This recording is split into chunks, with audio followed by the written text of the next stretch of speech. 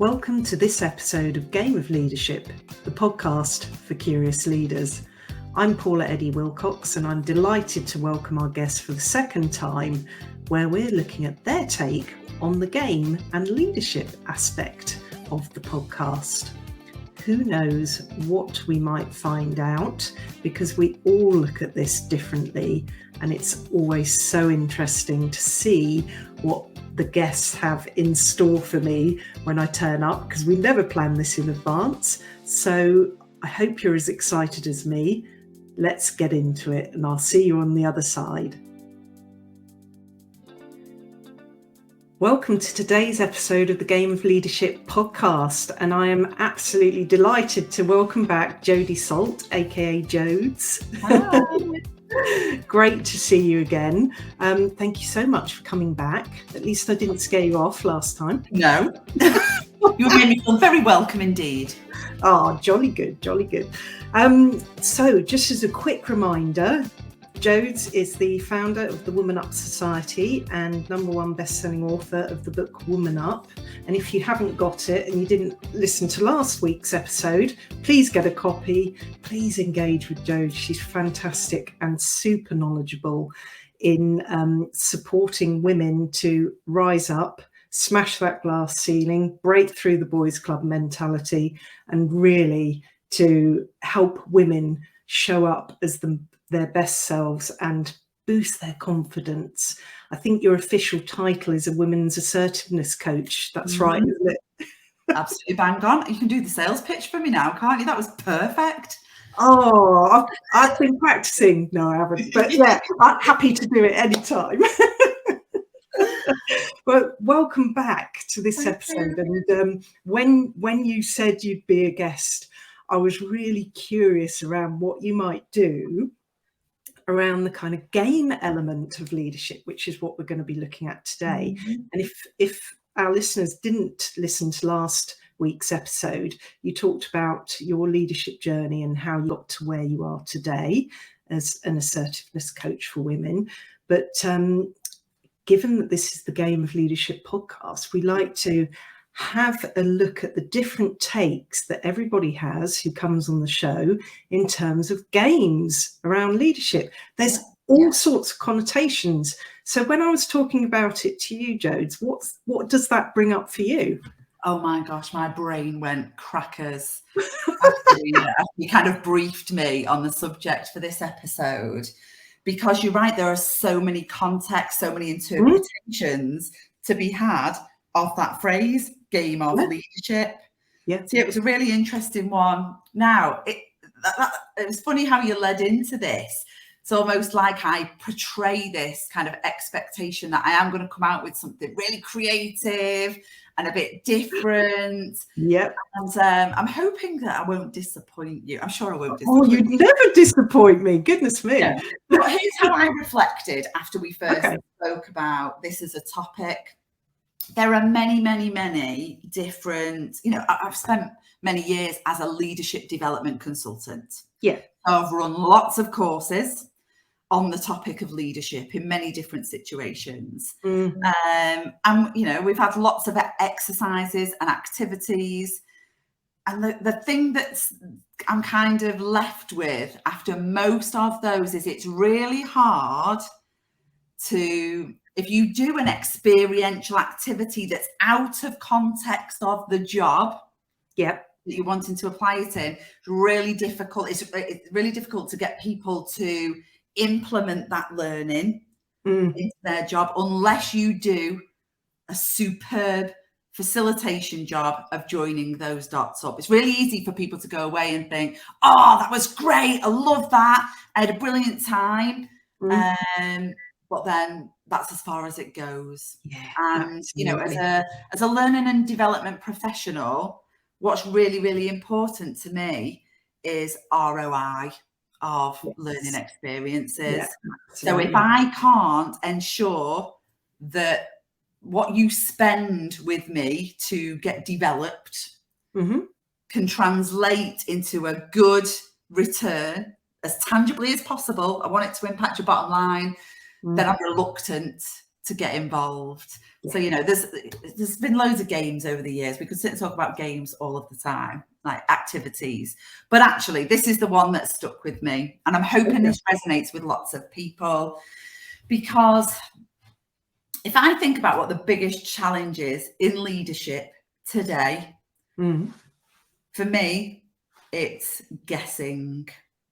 There's far too much guessing. We think we know, or we have a stab at what it might be, why somebody's behaving the way they're behaving, what somebody might think or not think of you. All kinds of things go on. You know, make a lot of assumptions. And I'm sorry, but I'm going to do it. We all know what assume does, don't we? Yes, we do. You have to do it. It makes an ass out of you and me. It's a classic. Perfect. But it's true. It is still really true. It's really, really true. And so for me, the bit around that that's gamey or feels gamey to some people, one of my favorite tools in leadership is behavioural profiling, right? Most managers / leaders at some point in their career have done a questionnaire. They'll most likely call it a personality questionnaire. And actually, I really encourage people to pull away from that and look at it in terms of behavioural preferences, as opposed to it reflecting on your personality. For me, they're two very, very different things. But, you know, you typically get one of a couple of responses to engaging people into behavioural profiling. They resist it because they don't like being put in a box. That's for people is, you know, I don't want you to try and put me in a box. You know, some of the more simplistic tools tend to, I don't know, preference you by 4 different colours, don't they? Or a variation of. We won't go into all of the detail of those. I'm sure they ring bells with people. So, you know, there's this resistance to engage in the value of what the tool can offer you as insight, because we don't, you know, we don't want to play the game of being put in a box. The other one that's typical is people will engage in the process because we all like to find something out about ourselves. You know, if you come across many magazines, you know, I'm an avid reader of Psychology's magazine.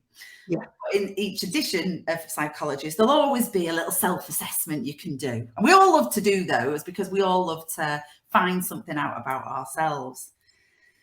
And that's exciting. That's like, oh, I've come out as a diamond or something else, whatever the case may be. But then we kind of put that on us as a badge, and we either then use it to excuse our behaviour, going, oh, well, sorry, yeah, that's because I'm a diamond, or because I'm red, or because whatever I came out as. Or if we talk about somebody else, we go, yeah, but Steve's always like that, isn't he? Because we all know he's blue and analytical and into the detail, you know, and that's not its job. Its job's no good is if all we do is play the game of the labels. And we excuse our behavior because that's the badge that we put on ourselves. The third kind of way that this can play out is that we end up with a knowing doing gap. And for me, this is the biggest gap in leadership, right? Because we can all be a learning junkie when it suits us. What I mean by learning junkie is, you know, we go on courses, we watch webinars, we do masterclasses, we go to conferences, we go out networking, we listen to speakers, and we be a sponge, often for knowledge. And actually, I don't actually place a lot of value on knowledge. So people who still say knowledge is power, we'd have a very interesting conversation and debate around that, because we've got Google these days. So for me, behaviour and skill is where power is. And it's personal power, not positional power in that sense. People end up knowing all of this stuff, but they don't do it. So that's why I mean we have a knowing doing gap. There's a big gap in the middle. Just because you know something doesn't mean you implement it and you demonstrate it and you do it and make a difference with it day in, day out. Now, some people have really positive intent, you know, they actively believe they do it. Yes. But the self-awareness, that's not a negative reflection on them, but really there's a self-awareness gap, because when I observe people who say, yeah, I know about that, yeah, I do that every day, and then I observe them in their role and it's not there. Yes. And that's a really eye-opening conversation for them when they sit down with me as their coach to say, hey, you know what, you did a brilliant job of explaining to me all of the things that will help in these situations. But when it came down to it, it didn't translate into action.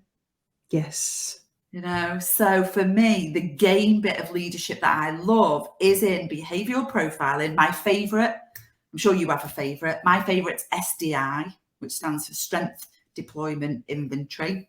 It's done on a triangle rather than in 4 boxes, which means you loosen up out of the boxes, because there are thousands of possible positions on the triangle, so you all get your own unique spot. So there's no putting people in boxes. And it's multidimensional. It helps us to look at our behaviour, A, when things are going well, but also B, when things are going not so well, which when in leadership, we are often operating from a place of conflict.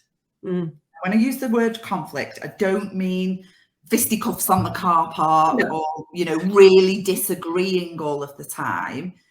Conflict can be as simple as being asked a challenging question that you might not know the answer to. That process triggers my conflict response. It does for everybody, but our conflict responses are different. So the game of leadership that I really love people to get into properly is being able to use a behavioural profiling tool like that in a way that they use it to modify their behaviour. So we call it borrowing behaviour. I know my own natural preference, but I also can tell, Paula, from the way that you behave in front of me, that your preference is different to mine. And therefore, rather than me just crack on the way I normally do, because that's the way I am and that's hard cheese for Paula, my job is to flex my behaviour, behave in a way that you're going to find and your preference finds more palatable, easier to understand, more engaging to be part of. And therefore, I am much more likely to get the response that I want from you, or for you to take part in whatever it is I'm asking you to do, because my communication worked well for you. And SDI, or whatever those behavioural preferencing tools, really help us to take the guesswork out of leadership. Because they help us to have the open conversations that takes the guessing away. Oh gosh, that's probably soapbox there. No, I love it when you get on your soapbox. It's so interesting. You know, again, we could listen to you all day, Jodes. It's fascinating.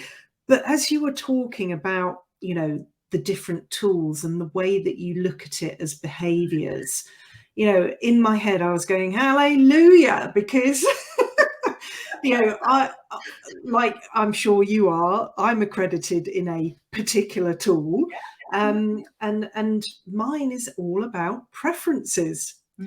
And to your point about being able to flex to support others is all part of the linking piece in the middle of this tool, which is really interesting. And this one's on a wheel rather than in boxes, which is much more open. You know, it fans out, and it's, you know, it's never you are in this particular box, because in this particular profiling tool, it gives you your 2 other areas that you're able to play in as well.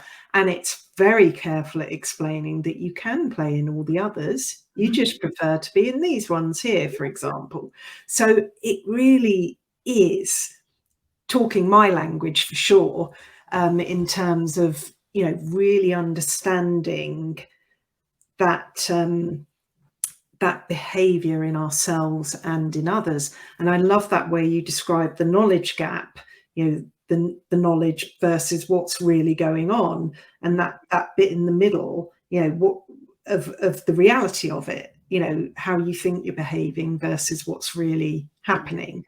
And it's, you know, it's lovely position to be in, to be able to be that fly on the wall and see people in action, because as a coach, we don't always get to see them in action.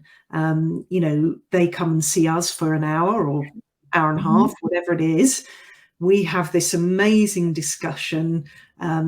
They, you know, they come up with all these fabulous solutions from within. You know, it's all about them and what they bring to the table. They say they're going to do this. They say they're 10 out of 10. I'm committed. I'll do it.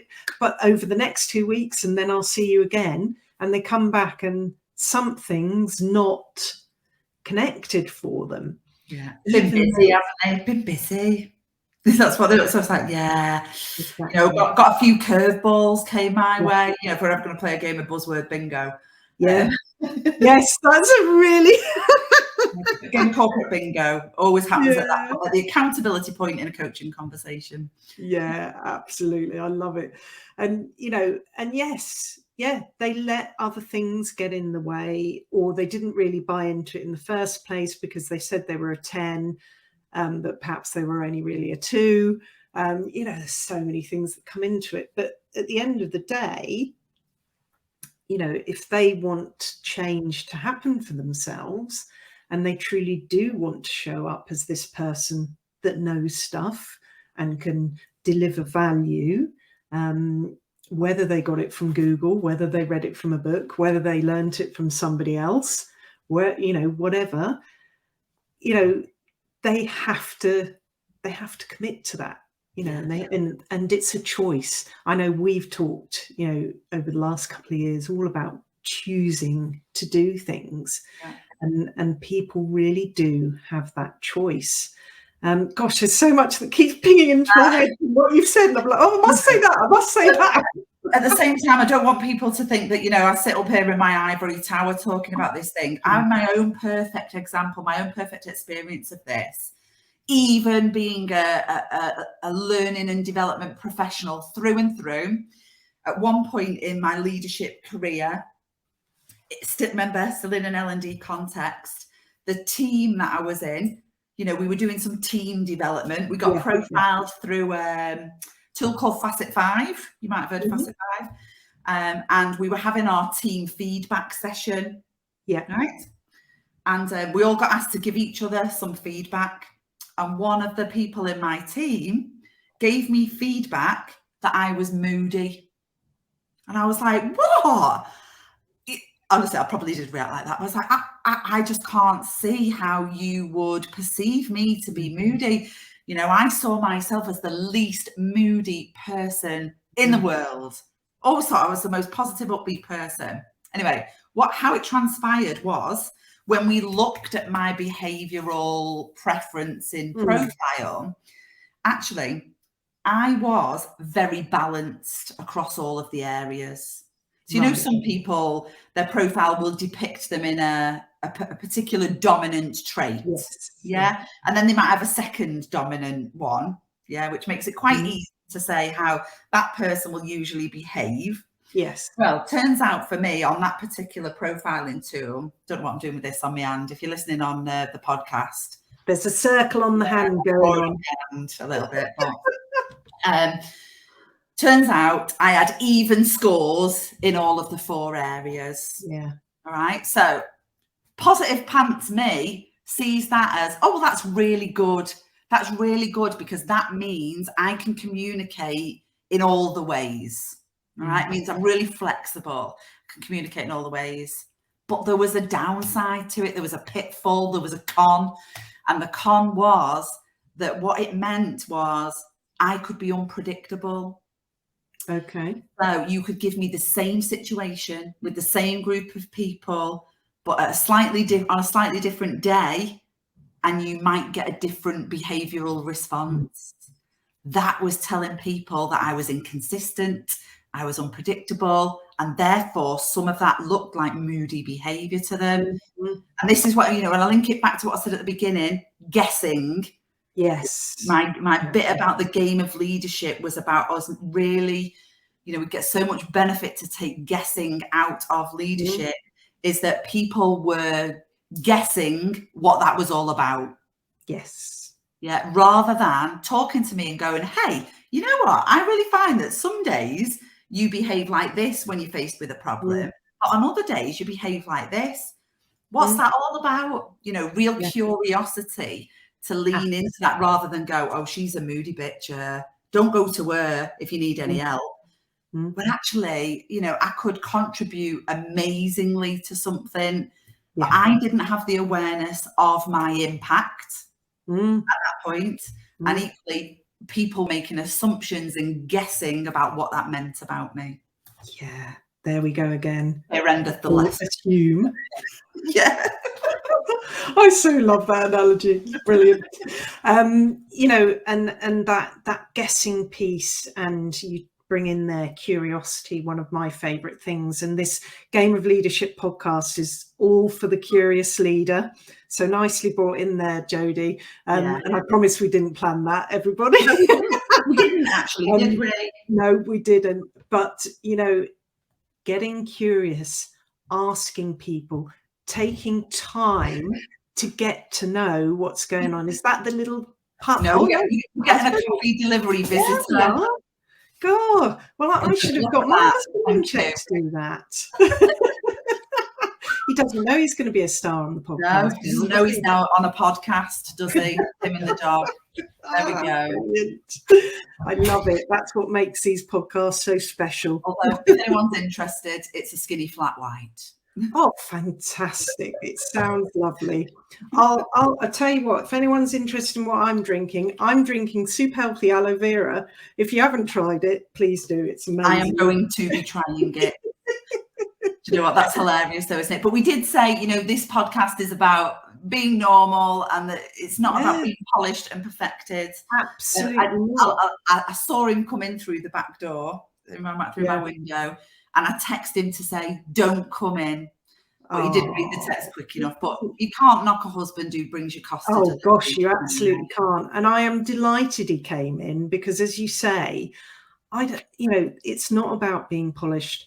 What I want to bring to the table here, to the playing field, whatever we want to call it, and the world of podcasts, is the real view of what it's like to be a leader in real life. Yeah. And, you know, having someone bring in a coffee for you, or the dog barks because the doorbell goes, or whatever else that we've had to put up with, you know, from working from home for the last few years in a global pandemic, you know, it's all fine. I kind of like it.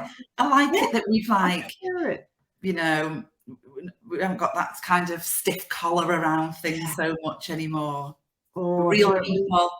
Yeah, we are real people. And if I remember back to the days where, you know, I worked in hotels in my early career, and, you know, having to take a cup of tea to the general manager of the hotel in the morning, you know, you were like, I'm nervous, I've got to go in and see Mr. Green. You'd have a saucer and then it'd start wobbling. Yeah, and exactly. Or you've got a tray worse, and it's going with the teapot. Yeah. Oh, there we go. We digress. So it's all about being real. And once again, Jodie, you absolutely smashed it in terms of bringing the whole sort of, well, the game side of leadership, of course, but the whole sort of, I don't know if it's mystery even, and kind of weirdness around those profiling tools that are used by HR. And it was kind of done to me, you know, actually, if you really pay attention to what you want to do with them, with a team, and you pick the right tool, they can be really powerful in helping you get to where you want to be. 100%. Yeah, exactly. So thank you for that super insightful insight into how Game of Leadership plays out for you and what it means in your mind. You're welcome, anytime. Super.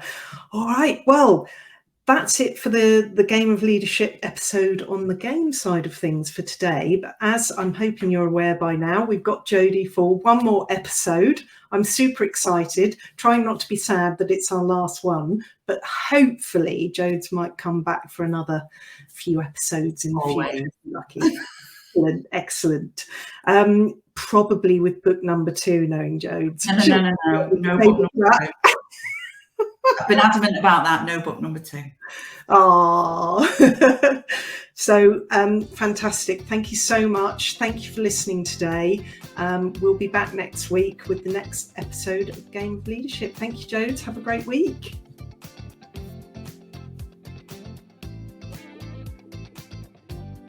Thank you for listening to this episode of Game of Leadership, the podcast for curious leaders. Why don't you now take a moment to reflect on what you've heard and see what resonates for you? You never know, there may be some golden nuggets in there that really make sense to you and you'd like to apply in your leadership. Who knows what's possible? We all bring that different uniqueness to the way that we lead ourselves in all walks of our lives. I'm Paula Eddy Wilcox, and I really look forward to seeing you next time on Game of Leadership, the podcast for curious leaders. Bye for now.